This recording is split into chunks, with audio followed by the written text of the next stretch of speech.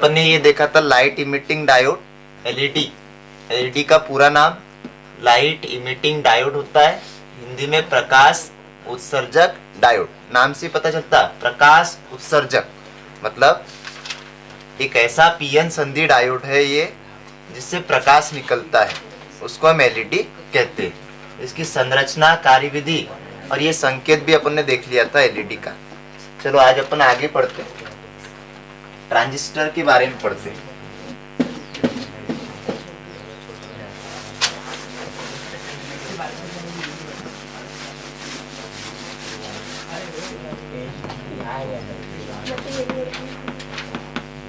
Transistor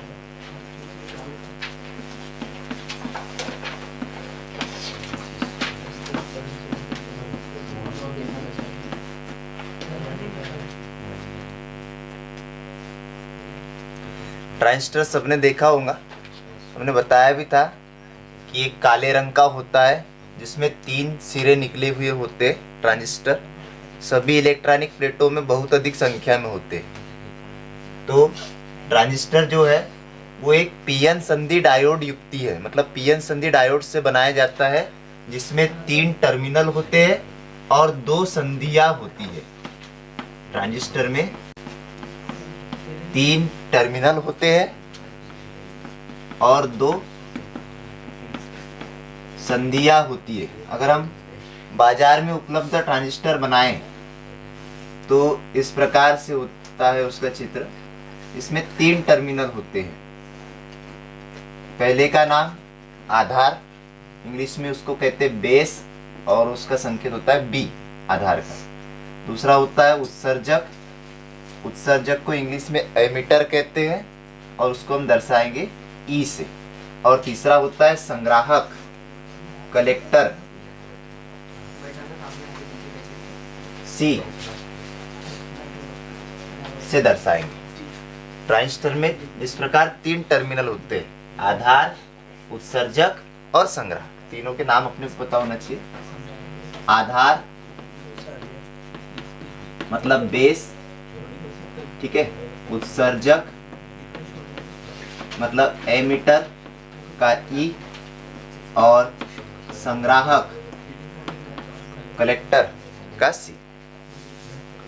इसमें जो आधार क्षेत्र होता है इसको बहुत ही पतला रखते हैं, पतला भी होता है और छोटा भी होता है, चित्र में आपको दिख रहा होगा। जो उत्सर्जक होता है वो आधार से मोटा होता है और जो संग्राहक होता है वो सबसे ज़्यादा मोटा होता है, मोटाई में अधिक होता है। बाद में इसको बनाते कैसे, तो 2 पीएन संधि डायोड लेंगे और 2 पीएन संधि डायोड को अगर हम विपरीत क्रम में जोड़ देते हैं तो ट्रांजिस्टर बनता है। मतलब 2 पीएन संधि डायोड को जोड़कर ट्रांजिस्टर बनाया जाता है। ट्रांजिस्टर का अर्थ होता है, ये जो नाम बना है ना ट्रांजिस्टर, ट्रांजिस्टर मतलब होता है ट्रांसफर ऑफ रेसिस्टेंस, मतलब प्रतिरोध का स्थानांतरण होता है। इसका मतलब होता है प्रतिरोध का स्थानांतरण, ये ट्रांजिस्टर का अर्थ होता है। इसमें 3 टर्मिनल होते हैं और 2 संधियां होती है। पहली संधि बनती है आधार और उत्सर्जक के बीच। आधार और उत्सर्जक के बीच में जो संधि बनती है उसको बोलते हैं आधार उत्सर्जक संधि। उसको दर्शाते हैं JEB से, या BE भी लिख सकते हैं, एमिटर बेस जंक्शन, आधार उत्सर्जक संधि। ऐसे ही दूसरी संधि आधार और संग्राहक के बीच में बनती है, उसको बोलते हैं संग्राही आधार संधि। कैसे दर्शाएंगे, JCB से दर्शाएंगे अपन, संग्राही आधार संधि। तो इस प्रकार 2 संधियां मुख्य रूप से इसमें होती हैं। क्योंकि इसमें इलेक्ट्रॉन और होल दोनों के कारण धारा बहती है, इसलिए इसको द्विध्रुवी ट्रांजिस्टर भी कहते हैं। द्विध्रुवी ट्रांजिस्टर, इंग्लिश में बाई पोलर ट्रांजिस्टर भी कहते हैं। ठीक है, ये दूसरा नाम बीजेटी, शॉर्टकट में बीजेटी, बाइपोलर जंक्शन ट्रांजिस्टर। अब अपमिश्रण की बात करते हैं, क्योंकि चालकता बढ़ाने के लिए इसमें अशुद्धियाँ मिली होती है, तो जो उत्सर्जक होता है इसमें अपमिश्रण की मात्रा सबसे अधिक होती है, सबसे ज़्यादा डोपिंग होती है अपमिश्रण की, अशुद्धि इसमें सबसे ज़्यादा मिलाई होती है, फिर उससे कम संग्राहक में होती है और सबसे कम आधार में होती है। बात समझ में आ रही ना। ट्रांजिस्टर क्या होता है? एक पीएन संधि डायोड से बनी एक ऐसी युक्ति होती है जिसमें 3 टर्मिनल होते हैं और 2 संधियां होती है। ठीक है, टर्मिनल कौन कौन से होते हैं? आधार, उत्सर्जक और संग्राहक। संधियां कौन सी होती है? आधार उत्सर्जक संधि और आधार संग्राहक संधि, 2 संधियां होती है। इसमें आधार क्षेत्र को बहुत ही पतला रखते हैं, क्योंकि जब परिपथ में जोड़ेंगे तो ये हमको पहचानते आना चाहिए कि कौन सा आधार है, कौन सा उत्सर्जक है और कौन सा संग्राहक है। तो आधार क्षेत्र को बहुत ही पतला रखते हैं, उससे फिर उत्सर्जक क्षेत्र उससे मोटा होता है और सबसे अधिक मोटाई संग्राहक क्षेत्र की होती है। या लंबाई से भी आप पता लगा सकते हो, सबसे छोटा आधार, उत्सर्जक उससे थोड़ा सा बड़ा होता है और संग्राहक सबसे बड़ा होता है। इसके ऊपर यहाँ पे संग्राहक को पहचानने के लिए यहाँ पे एक लाल डॉट भी लगा देते हैं, परंतु क्या होता है, चूंकि ये तार है इसको अपन काट भी तो सकते हैं भाई, है ना, तो वो बराबर हो जाएंगे, पहचान में नहीं आएगा, तो इसलिए ये मोटाई से भी इसकी पहचान की जाती है। फिर अपमिश्रण डोपिंग की को देखेंगे तो उत्सर्जक में सबसे ज्यादा अपमिश्रण होता है और उसके बाद संग्राहक में होता है और उससे कम, सबसे कम आधार में डोपिंग होती है। इसमें इलेक्ट्रॉन और होल दोनों के कारण धारा बहती है, इसलिए इसको द्विध्रुवी ट्रांजिस्टर बीजेटी भी कहते हैं, है ना। अपने को पता होना चाहिए, कभी कभी छोटे छोटे प्रश्न आ जाते हैं 2 नंबर में कि बीजेटी किसे कहते हैं। तो ट्रांजिस्टर में इलेक्ट्रॉन और होल दोनों के कारण धारा बहती है, इसलिए इसको द्विध्रुवी ट्रांजिस्टर कहते हैं।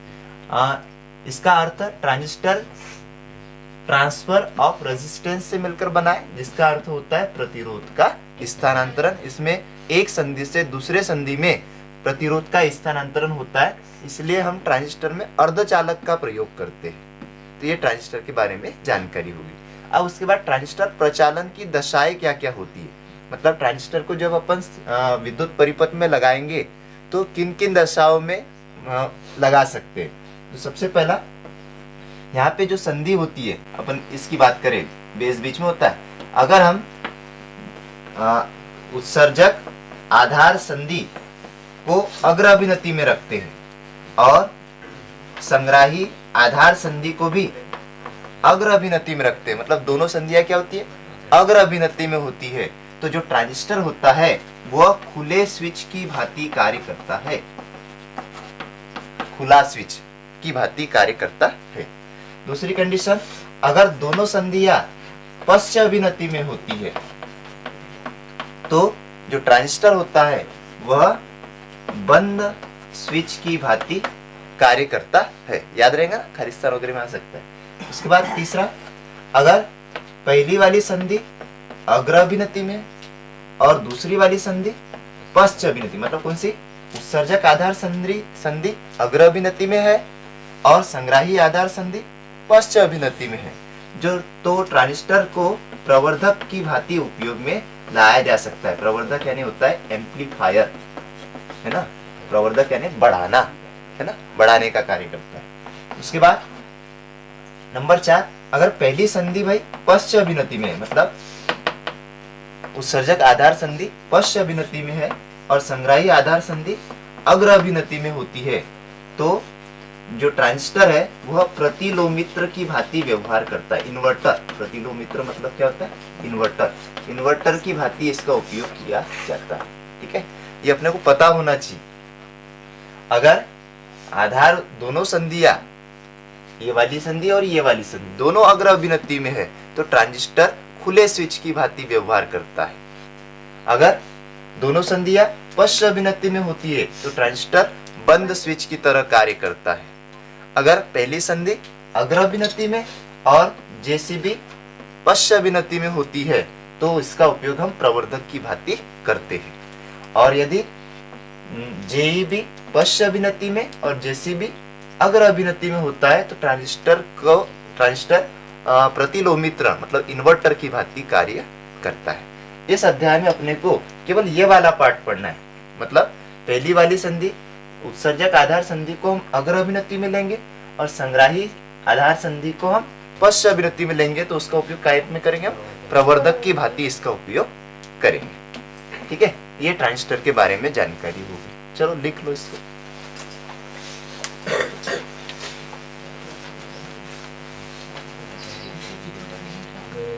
ट्रांजिस्टर एक ऐसी युक्ति है, हम भी लिखते चलते साथ। ट्रांजिस्टर एक ऐसी युक्ति है जिसमें 3 टर्मिनल तथा 2 संधियां होती है। इसे 2 पीएन संधि डायोडों को विपरीत क्रम में जोड़कर बनाया जाता है।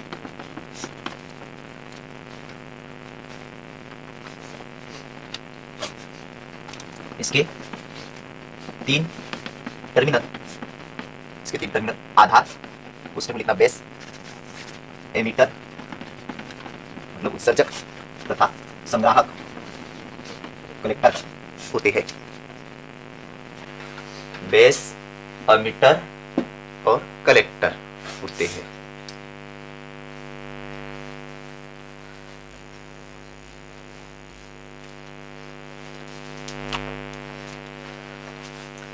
ट्रांजिस्टर के प्रचालन की सबसे पहली दशा है ये कि जब उत्सर्जक आधार संधि तथा संग्राहक आधार संधि दोनों अग्र अभिनति में होती है, तब ट्रांजिस्टर खुले स्विच की भांति कार्य करता है। दूसरा इसी को देख के लिखो।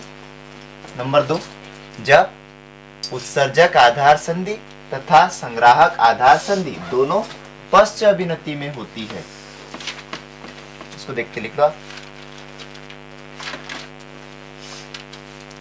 जब उत्सर्जक आधार संधि तथा संग्राहक आधार संधि दोनों पश्च अभिनति में होती है, तब ट्रांजिस्टर बंद स्विच की भांति कार्य करता है।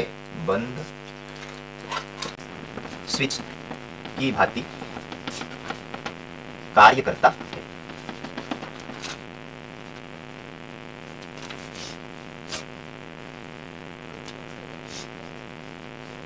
उसके बाद नंबर 3, जब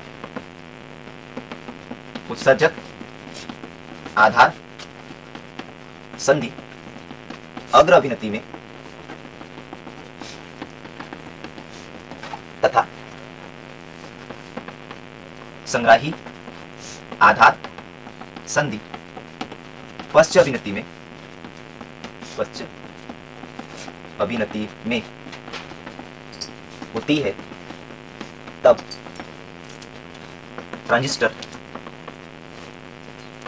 तब ट्रांजिस्टर का प्रवर्धक के रूप में उपयोग किया जाता है।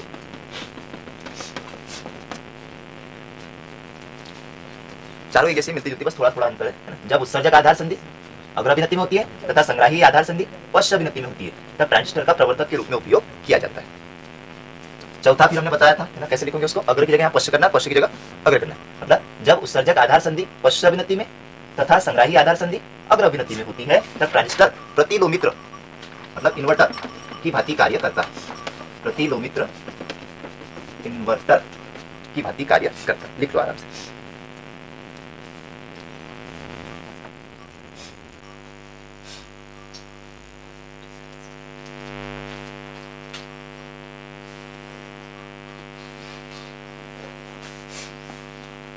अब यहाँ पे संकेत में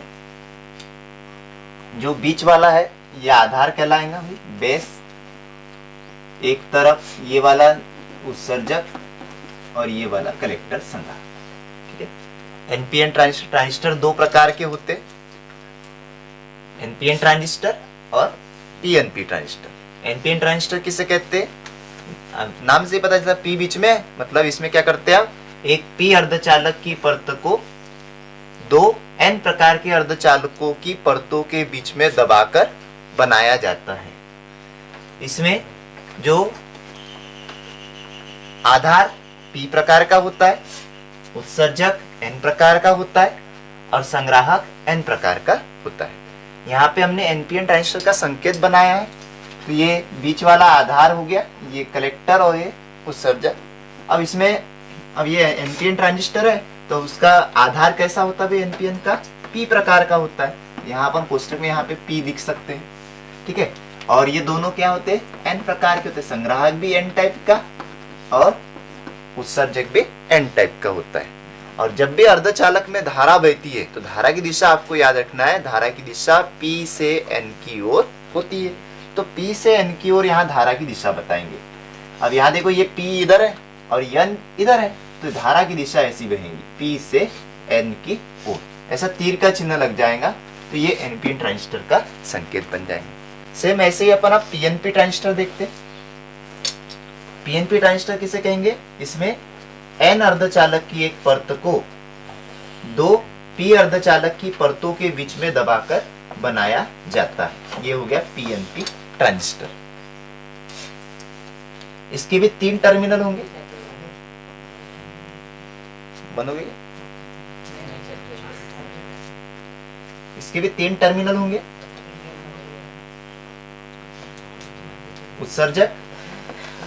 उत्सर्जक पी प्रकार का होता है, आधार एन प्रकार का होता है और संग्राहक पी प्रकार का होता है। बारीकी से समझो क्योंकि आगे अपने को इसके विद्युत परिपथ पढ़ना है। तो जब तक अपने को ये समझ में नहीं आएगा तो वहां परिपथ समझ में नहीं आएंगे फिर बराबर। ये परिभाषा अनुसार अब इसका सिंबल बनाते हैं यहाँ पे, बिल्कुल ऐसा ही।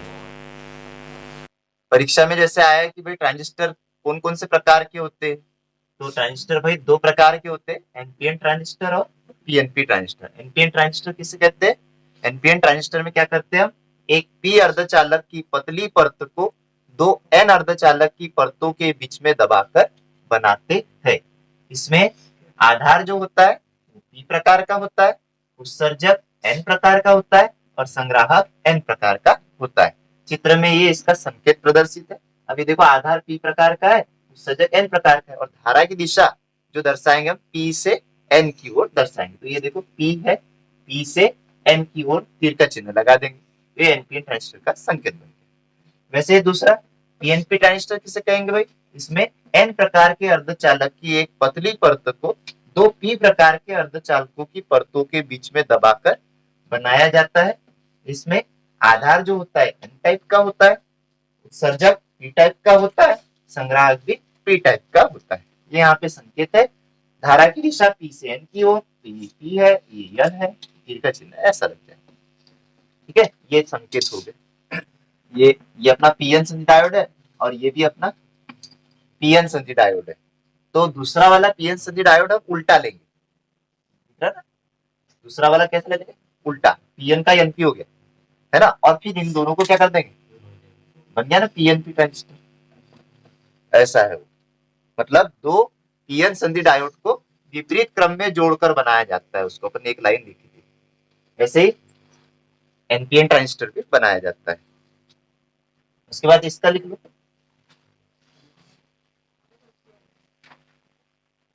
इसे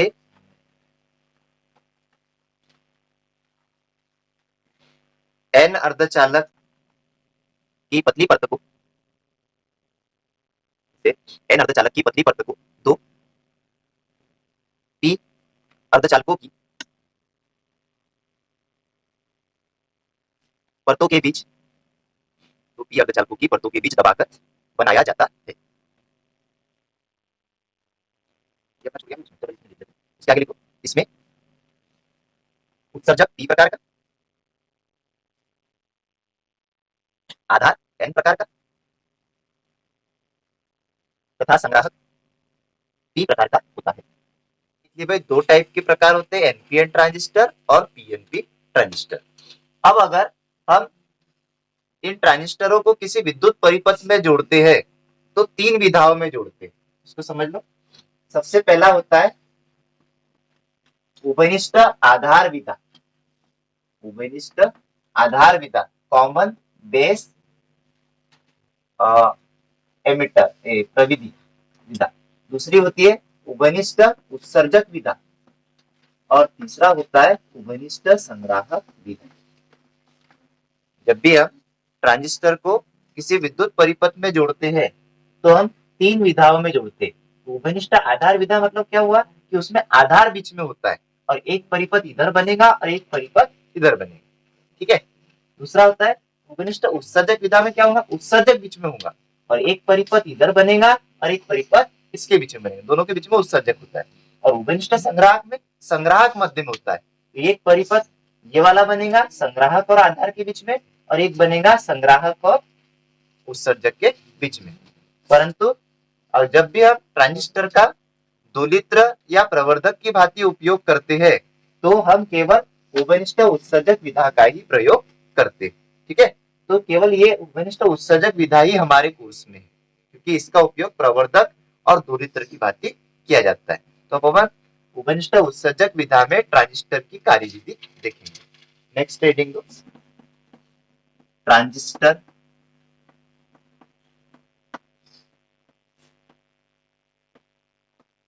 की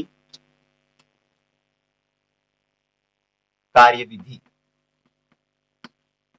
उभयनिष्ठ उत्सर्जक विधा में ट्रांजिस्टर की कार्यविधि।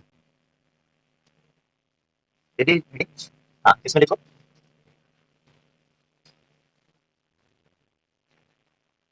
ट्रांजिस्टर को प्रवर्धक तथा दोलित्र की भांति उपयोग करते समय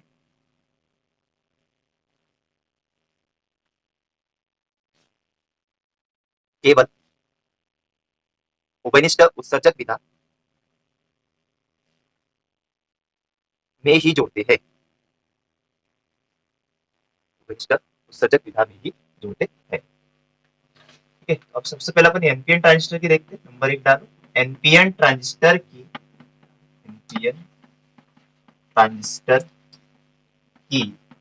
उभयनिष्ठ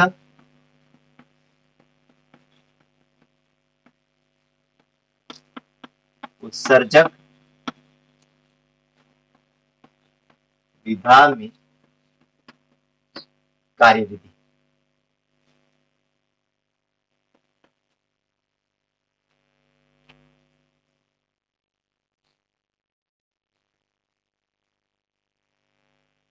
एनपीएन ट्रांजिस्टर की उभयनिष्ठ उत्सर्जक विधा में कार्यविधि। तो इसको कार्यविधि को समझने के लिए सबसे पहले हमको इसका विद्युत परिपथ बनाना पड़ेगा।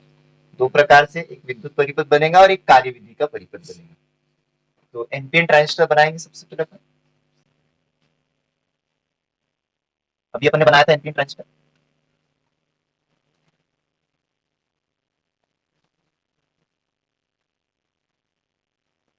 तीन टर्मिनल होते हैं। एनपीएन बनाए, एनपीएन में आधार कौन सा होता है, ये आधार है अपना बीच वाला, ये संग्राहक है और ये उत्सर्जक है। एनपीएन में आधार पी प्रकार का होता है, तो यहाँ अपन क्वेश्चन में समझने के लिए पी लिख देते हैं, ठीक है। बाकी दो यन हो गए और दिशा किधर होती है, पी से एन की हो, तो तीर का चिन्ह लगा दो, ये बन गया अपना एनपीएन ट्रांजिस्टर का संकेत। अब यहाँ देखो उभयनिष्ठ उत्सर्जक है, मतलब उत्सर्जक क्या होना चाहिए, उभयनिष्ठ होना चाहिए। उभयनिष्ठ है दोनों में होना चाहिए। उभयनिष्ठ उत्सर्जक में दो परिपथ बनेंगे इस प्रकार के।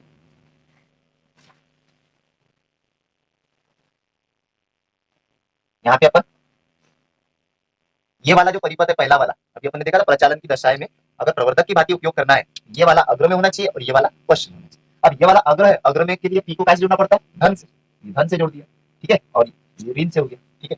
ऐसे ही इसको अपने को पश्चिम में रखना है, तो पश्चिम के लिए संग्राहक को जोड़ना पड़ेगा। अब ये संग्राहक कौन सा टाइप का, एन टाइप का है, तो इसको कैसे जोड़ना पड़ेगा, धन से, पश्चिम के लिए उल्टा, पी यानी होल, ठीक है। तो ये इस प्रकार जोड़ेंगे, ये बैटरी एक्स और ये बैटरी वाई, ये भी ऋण, ये भी ऋण, धन, धन।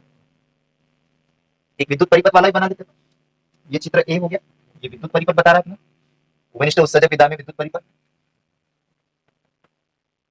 एनपीएन ट्रांजिस्टर का सीई विधा में विद्युत परिपथ एक कार्यविधि वाला बनाते हैं, तो एनपीएन ट्रांजिस्टर बनाएंगे इस प्रकार। ये विद्युत परिपथ वाला। अब कार्यविधि समझने के लिए एक बनाएंगे अपन। आधार क्षेत्र को हमेशा पतला रखते हैं। एनपीएन ट्रांजिस्टर अपना ये वाला एन पी एन। एन में क्या होते हैं? इलेक्ट्रॉन होते हैं, पी में होल होते हैं, अपने को पता है, बना देते हैं।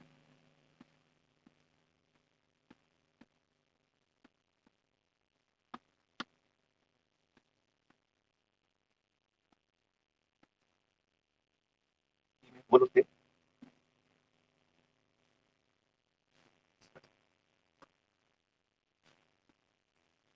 बीच वाला आधार, ठीक है, ये बेस हो गया, ये एमिटर हो गया, ये कनेक्टर हो गया। एनपीएन ट्रांजिस्टर का संकेत बनाया आपने। अब उत्सर्जक और आधार, ये वाली संधि पहले, उत्सर्जक और आधार संधि को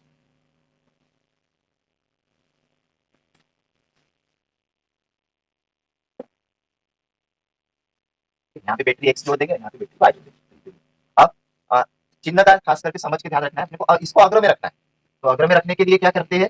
जो उत्सर्जक है, उत्सर्जक कैसे जुड़ा है? ऋण से। ये उत्सर्जक को कैसे जुड़ा है? ऋण से। और इधर इधर भी ये वाले इसमें देखो, उत्सर्जक कैसे जुड़ा है? ऋण से। और संग्राहक को धन से जुड़ा है, संग्राहक को धन से और उत्सर्जक को। तो चिन्ह में बिल्कुल भी गड़बड़ी नहीं होगी, माइनस प्लस माइनस। यही वाला चित्र है इधर भी, दोनों सेम है, बस थोड़ा सा अपन ने अलग टाइप से बनाया। ये वाला अग्रविनति में रखा जाता है हमेशा, और ये वाला पश्च। अग्र और पश्च अपन ने पढ़ा है, याद होगा आपको, जब पीएन संधि डायोड के पी सिरे को धन सिरे से, एन सिरे को ऋण सिरे से जोड़ते हैं तो अग्रविनति, और उल्टा जोड़ दे तो पश्च। ये अपना ये वाला अग्र अभिनति में है, और ये वाला पश्च। ये इसकी कार्यविधि है। चित्र बी है, एनपीएन ट्रांजिस्टर की सी विधा में कार्य।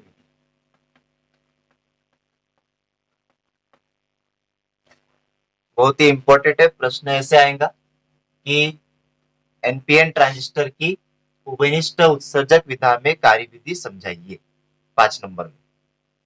तो चित्र ए में एनपीएन ट्रांजिस्टर की उभयनिष्ठ उत्सर्जक विधा में विद्युत परिपथ प्रदर्शित है। उभयनिष्ठ उत्सर्जक बीच में होना चाहिए, है ना। और चित्र बी में क्या है? कार्यविधि प्रदर्शित। इसमें उत्सर्जक को, ये उत्सर्जक है, नाम पहचान गए ना सब। हाँ, इसमें उत्सर्जक को आधार और संग्राहक के सापेक्ष अग्र, उत्सर्जक को आधार और संग्राहक के सापेक्ष ऋणात्मक विभव पर रखा जाता है। ये देखो यहाँ पे उत्सर्जक दोनों ऋण सिरे से जुड़ा है, तो कैसे पढ़ेंगे इसको कि उत्सर्जक को आधार और संग्राहक के सापेक्ष ऋणात्मक विभव पर रखा जाता है। अर्थात उत्सर्जक और आधार संधि को बैटरी एक्स द्वारा अग्रविनति में रखते हैं, और संग्राहक और उत्सर्जक संधि को बैटरी वाई के द्वारा पश्च विनति में रखते हैं। ठीक है। हाँ, चित्र बी में इसकी कार्यविधि समझाई गई है। अब कार्यविधि को समझो ध्यान से। क्या होता है, जो यहां से भी पता चल जाएगा, उत्सर्जक क्षेत्र के जो इलेक्ट्रॉन होते हैं, ये उत्सर्जक क्षेत्र है, उत्सर्जक क्षेत्र के इलेक्ट्रॉन बैटरी एक्स के ऋण सिरे से प्रतिकर्षित होते हैं। ऋण ऋण में प्रतिकर्षण होता है, तो ये इलेक्ट्रॉन बैटरी के ऋण सिरे से क्या होंगे? प्रतिकर्षित होंगे और संधि क्षेत्र की ओर चलने लगते हैं। ऐसे जब ये इलेक्ट्रॉन संधि को पार करके आधार क्षेत्र में पहुंचते हैं, तो आधार में उपस्थित होलों से सहयोग करते हैं, तो जिसके कारण आधार क्षेत्र में आधार धारा बहने लगती है। ये आधार क्षेत्र इधर, इसमें इलेक्ट्रॉन जाते हैं और होलों से सहयोग करते हैं, तो आधार धारा बहने लगती है। क्योंकि आधार क्षेत्र बहुत ही पतला होता है, ठीक है, तो इसलिए अधिकांश जो इलेक्ट्रॉन होते हैं वो आधार संग्राहक संधि को पार करके संग्राहक क्षेत्र में पहुंच जाते हैं इलेक्ट्रॉन। और जब ये इलेक्ट्रॉन संग्राहक क्षेत्र में पहुंचते हैं, वो बैटरी वाई के धनात्मक सिरे की ओर तेजी से आकर्षित होते हैं, मतलब यहाँ आकर्षित होंगे, जिसके कारण संग्राही क्षेत्र में भी धारा बहने लगती है। संग्राही 3 प्रकार की धारा बहती है। उत्सर्जक धारा बहती है, तो उत्सर्जक धारा को अपन आई ई से दर्शाएंगे, आधार धारा को आई बी से दर्शाएंगे, और संग्राहक धारा को आई सी से दर्शाएंगे। नाम से करंट है ना, एमीटर करंट। अब यहाँ पे ध्यान दो, धारा की दिशा कैसे कहते हैं? आपने को पता है कि जब इलेक्ट्रॉन जिस दिशा में चलता है, धारा उसके विपरीत दिशा में चलती है। यहाँ पे देखो इलेक्ट्रॉन कहाँ है, ये ऋण सिरे से प्रतिकर्षित होकर इधर चला, तो अपनी धारा किधर चलेंगी, इधर आई ई, इधर भी दर्शाया ये ऋण सिरे से उत्सर्जक क्षेत्र के इलेक्ट्रॉन प्रतिकर्षित होके जा रहे हैं भाई, है ना। तो धारा किधर बहेगी, उल्टी दिशा में, आई ई, इलेक्ट्रॉन ऐसा जा रहा है, फिर कहां पहुंच गया वो, आधार क्षेत्र में इधर जा रहा है इलेक्ट्रॉन, तो धारा किधर बहेगी, इधर आई बी। फिर अधिकांश इलेक्ट्रॉन कहां पहुंच गए, संग्राहक क्षेत्र में, और कहां आकर्षित हुए, धन सिरे पे। इलेक्ट्रॉन ऐसा चल रहा, तो धारा कैसे चलेगी, उल्टी आई। तीर के चिन्ह समझ में आए, ऐसे इलेक्ट्रॉन की विपरीत दिशा में धारा की दिशा होती है। इधर भी अगर दर्शा दे अपन, तो ये इधर इलेक्ट्रॉन है, फिर आधार क्षेत्र में इधर आए इलेक्ट्रॉन, तो धारा किधर बहेगी, उल्टी आई बी। और ये भी संग्राहक क्षेत्र में आए, इधर गया इलेक्ट्रॉन, तो धारा बहेगी उल्टी, यहाँ पे भी आई सी। ठीक है, ये तीर के चिन्ह दर्शा धारा की दिशा बता रहे। कार्यविधि समझ में आई, एक बार फिर समझो। चित्र ए में एनपीएन ट्रांजिस्टर के उपनिष्ठ उत्सर्जक विधा में विद्युत परिपथ प्रदर्शित है, और चित्र बी में कार्यविधि प्रदर्शित है। इसमें दोनों चित्रों में उत्सर्जक को आधार और संग्राहक के सापेक्ष ऋणात्मक विभव पर रखा जाता है, अर्थात उत्सर्जक आधार संधि को बैटरी एक्स द्वारा अग्र विनति में रखते हैं, तथा संग्राहक को आधार के सापेक्ष बैटरी वाय द्वारा पश्च विनति में रखते हैं। फिर चित्र बी से स्पष्ट है कि जो उत्सर्जक क्षेत्र के जो इलेक्ट्रॉन होते हैं वो बैटरी एक्स के ऋणात्मक सिरे से प्रतिकर्षित होकर संधि क्षेत्र में, मतलब आधार क्षेत्र में पहुंचने लगते हैं। आधार चूंकि बहुत ही पतला होता है, वहां बहुत कम होल होते हैं, तो वहां उपस्थित होलों से वो सहयोग करते हैं, जिसके कारण आधार धारा आई भी बहने लगती है। अधिकांश जो इलेक्ट्रॉन है वह आधार संग्राहक संधि को पार करके संग्राही क्षेत्र में पहुंच जाते हैं, और बैटरी वाय के धनात्मक सिरे की ओर तेजी से आकर्षित होते हैं, जिसके कारण संग्राहक धारा आईसी बहने लगती है। यदि उत्सर्जक धारा आई है तो किरचॉफ के नियम से होता है आई बराबरी से आई बी प्लस आई सी। ये होती है इसके कार्यविधि। क्योंकि देखो यहाँ से आई धारा बह रही है उत्सर्जक के कारण, वो दो भागों में बढ़ गई, यहाँ पे आई बी और आई सी दोनों के योग के बराबर होंगे, किरचॉफ के नियम से ऐसा लिखिए। ये इसके क्या हो गए, कार्यविधि हो गई। ठीक है।